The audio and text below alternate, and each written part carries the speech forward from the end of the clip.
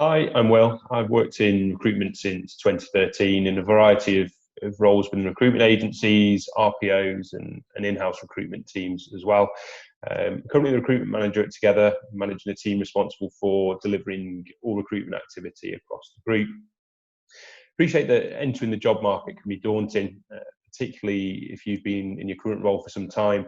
And as such, whilst there's no magic formula in this video, we aim to provide you with some guidance and tips on how to write your CV and how to structure it in order to support you in securing the next phase of your career.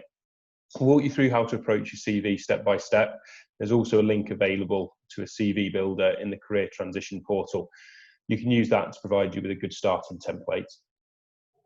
You'll see here that we've got an example CV, and we'll walk through this as part of the video and detail what we'd expect to see in these different sections here.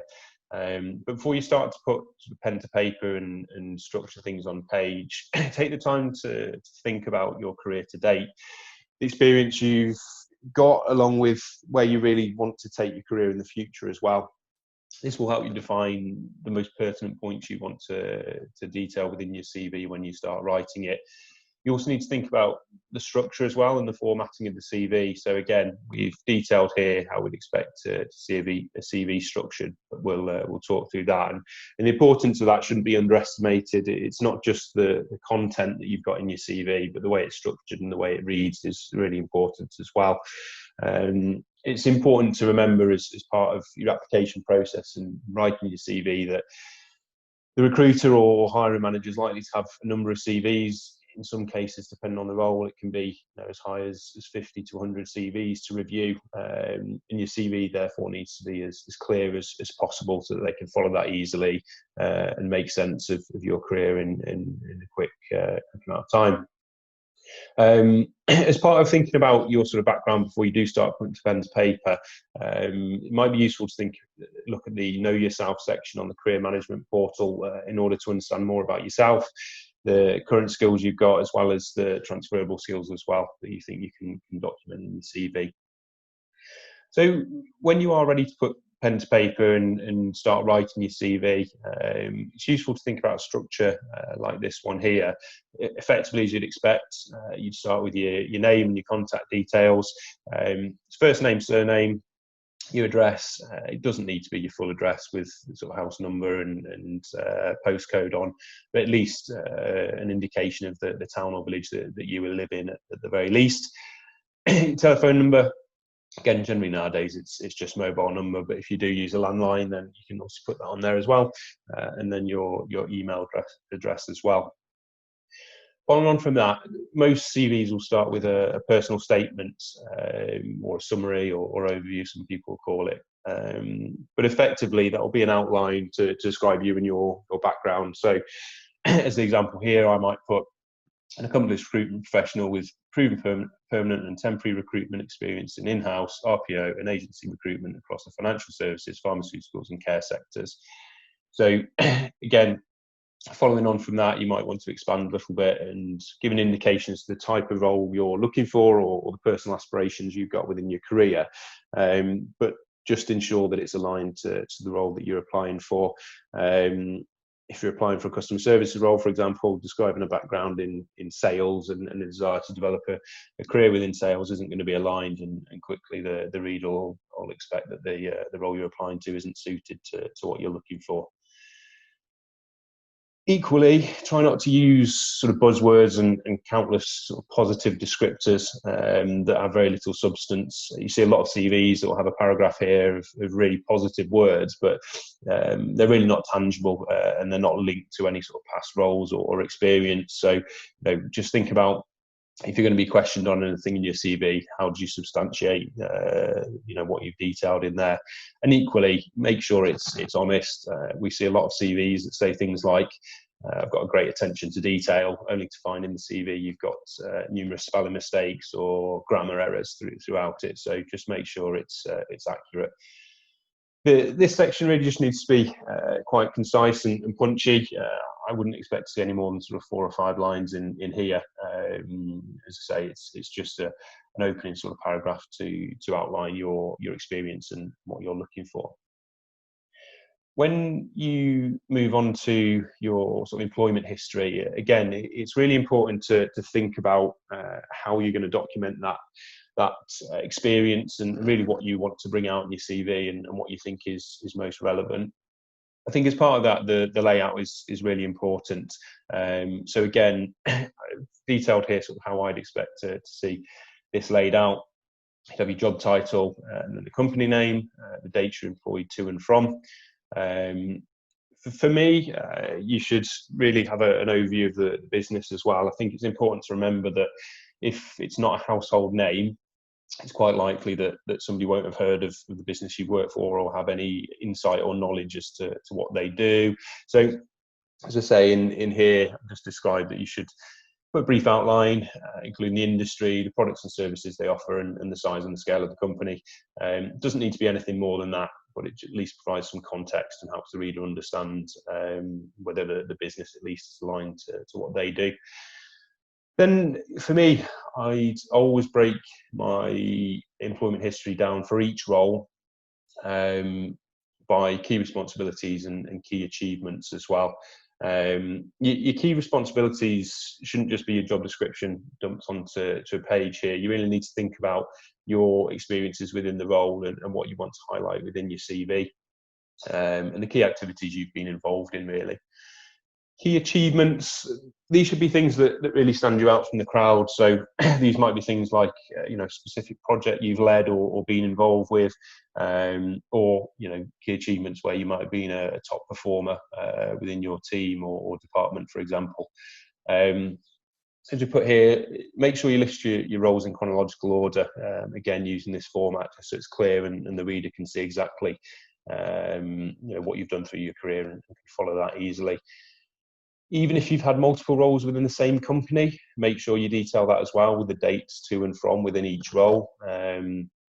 I always think it's useful to detail the company name again, just so it's obvious to the reader that it is the same company. It might be obvious to you, but again, just think about the reader and them having no context to your background, just ensure it's detailed there as well. If you've got any gaps in employment, include those dates and the reasons for that as well. And it might be something as simple as 3-month gap to look after an elderly relative, for example. But unless you detail it there, the reader might think that you've lost your job and just haven't been able to secure further employment. So it's always worthwhile putting that in. Again, put here that as a general rule, if any experience is dating back sort of 10 years or more and isn't really related to your current experience, just list the job title, the company and the dates of employment.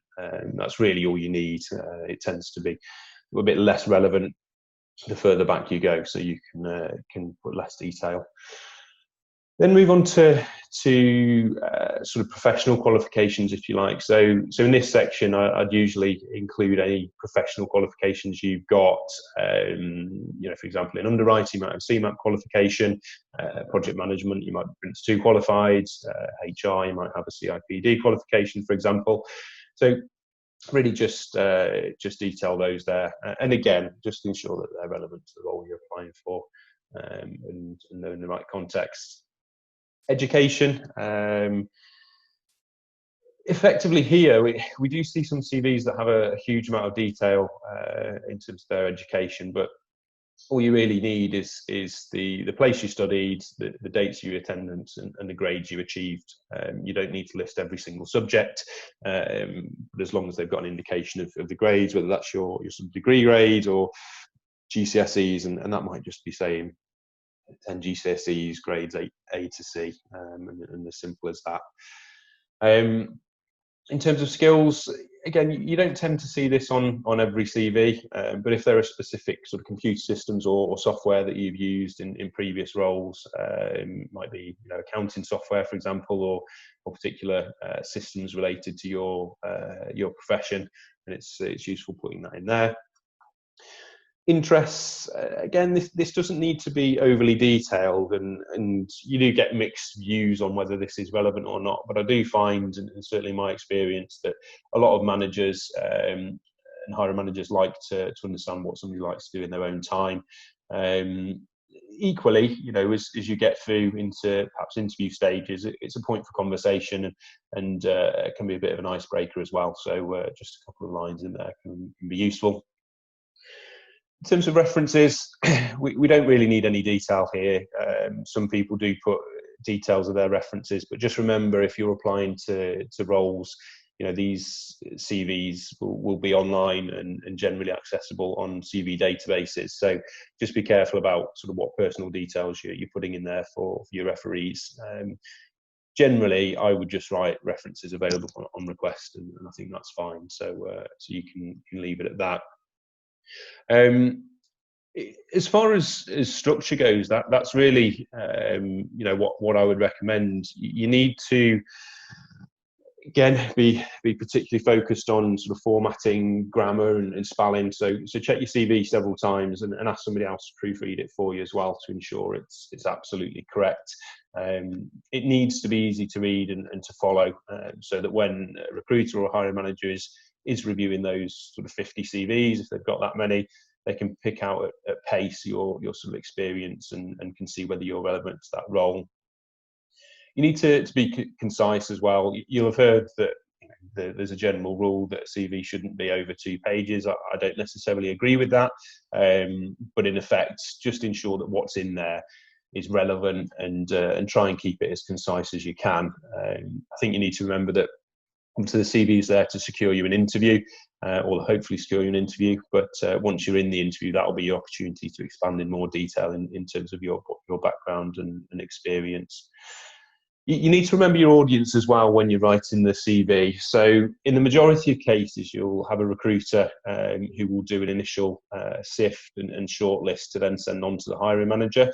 So whilst it might be obvious to you what you do and how that fits into your department or company, it may not be obvious to the reader, who might not have sort of specialist knowledge in your particular profession. So just remember to make it clear. I think a good test for that is to ask your spouse or a family member to read through, and if they can understand it and make sense of it, then a recruiter should have a good chance as well. And another key point for me is to really remember your achievements. So we've got this key achievements section here in employment history, but I think this is particularly important and what a lot of people fail to include in their CV. That is effectively what will make you stand out from other people who do your role. And depending on your profession, there might be quite a number of people applying to one particular role. So if the recruiter or the hiring manager can clearly see why you're better than those other 20 individuals potentially, then it'll really help you. So it's worth thinking about that. One thing I would say, just to finish on the CV, is there is no perfect CV. Everybody will have a different opinion of exactly what they think should be included and detailed in that CV. But in my experience, the principles highlighted here in this video and the structure and layout do follow those of good quality CVs and should allow you as a candidate to approach your search for a new career and opportunity in the right way. So thanks very much for listening, and certainly hope you found this video useful.